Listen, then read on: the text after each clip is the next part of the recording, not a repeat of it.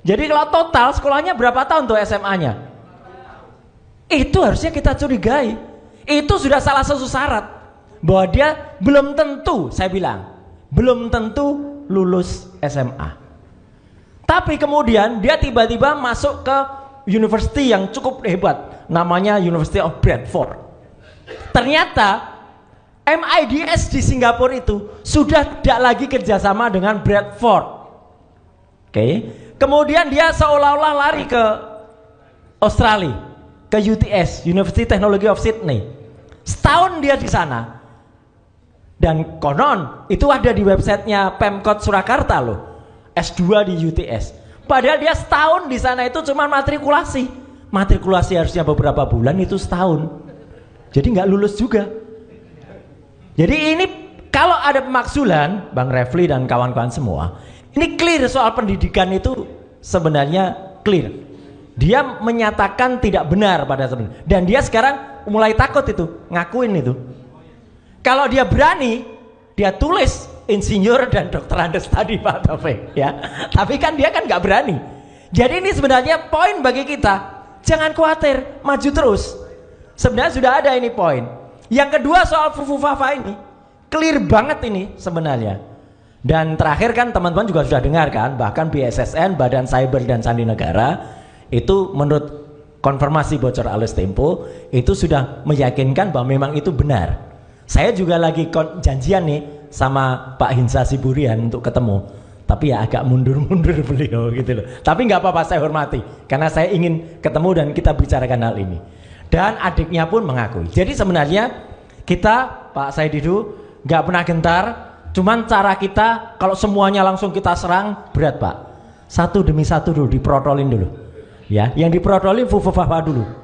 Ini harus, karena ini adalah benar-benar tadi kata Pak Taufik itu ya, kalau suami istri tadi ya. Nah ini bahaya bagi Prabowo.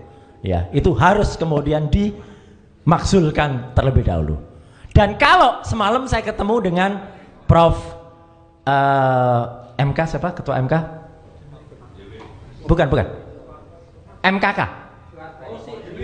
Pak Prof Jimli. Nah semalam saya ngobrol dengan Prof Jimli, Profesor Fufufafa, dalam sebuah resepsi. Beliau ngakuin, Mas, saya awalnya nggak percaya, tapi setelah Anda bilang saya percaya. Itu kata-kata Prof Jimli. Ya sekarang baru ngakuin betul Prof Jimli. Tapi saya bilang gara-gara Bapak ini dia jadi wakil presiden terpilih. Senyum beliau ya gitu. Tapi artinya saya hormati pengakuan Prof Jimli ya, tapi artinya apa? Artinya ini memang ada poin. Dan apa poinnya? Bukan dia yang 10 tahun yang lalu itu yang kemudian dipermasalahkan, enggak. Tapi kelakuan dia dan oknumnya dia yang mengubah data, menghapus data itu, itulah kejahatan yang barusan dilakukan. Setelah dia terpilih menjadi wapres terpilih, dia menghapus 2100 postingan itu kejahatan. Kejahatan yang kedua, dia hapus juga nama dia. Kalau kita bayar GoPay dan lain sebagainya kemarin itu OVO, dia ganti menjadi Selamat, Selumun Selamat ya. Tapi nggak selamat nantinya ya gitu, karena itu kejahatan lagi. Dia memalsukan data, itu pelanggaran terhadap Undang-Undang Perlindungan Data Pribadi nomor 27 tahun 2022. Clear. Jadi itu bahan-bahan untuk pemakzulan. Yang kedua, selain tadi, jadi kalau hitungan dengan Jokowi itu yang ketiga. Yang kedua, ini mohon dukungan. Yang satu bisa meruntuhkan negara kita, membuat kita bangkrut adalah IKN, Ibu Kota Negara. Saya kasih poin saja buat teman-teman nanti akan melakukan, dan kita akan melakukan nanti Bang Marwan. IKN itu secara hukum tidak sah sebenarnya. Kecil sederhana banget. Pada saat ketok palu IKN, tahu nggak Bapak dan Ibu, anggota DPR yang menyetujui yang hadir secara fisik berapa orang? Hanya 77 anggota DPR yang hadir dari 575. Hanya 13%. Yang lain katanya hadir secara online, Pak. Kita harus minta terhadap Komisi Informasi Pusat absen dari anggota DPR itu secara online. Kalau memang online bener, ada nggak foto anggota dewannya? Kalau itu hanya online on saja, berarti yang hidupin hanya asprinya atau TA-nya, itu tidak sah.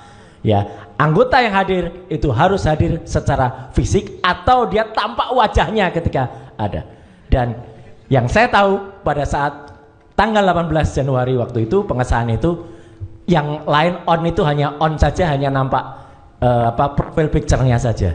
Kalau hanya nampak profil picture-nya saja, berarti Undang-Undang IKN itu hanya disahkan oleh 13% anggota DPR. Dari situ sebenarnya sudah sah itu untuk kemudian kita gugat. Jadi Bapak dan Ibu, 3 hal poin penting itu saja yang bisa kita lakukan. Yang pertama, setuju untuk terus adili. Kalau ini adik Fufafa, ayahnya Fufafa, ya, bapaknya Fufafa itu dulu. Yang kedua, makzulkan Fufafa. Yang ketiga, udahlah IKN itu nanti jadikan kayak Disneyland saja, ya, gitu. Jadi kalau mau wisata. Kalau itu diteruskan, saya khawatir Prof. Antoni, keuangan kita bangkrut sebangkrut-bangkrutnya. Saya tidak percaya hanya habis 478 triliun, enggak. Akan lebih 478 triliun itu satu ASN pindah ke sana, belum anaknya, belum istrinya, belum keluarganya. Itu akan bisa 10 kalinya. Dan itu Indonesia akan runtuh. Dan kita nggak sayang siapa presiden, tapi kita sayang Republik Indonesia. Selamatkan Indonesia dengan jalankan 3 langkah itu. Sekian.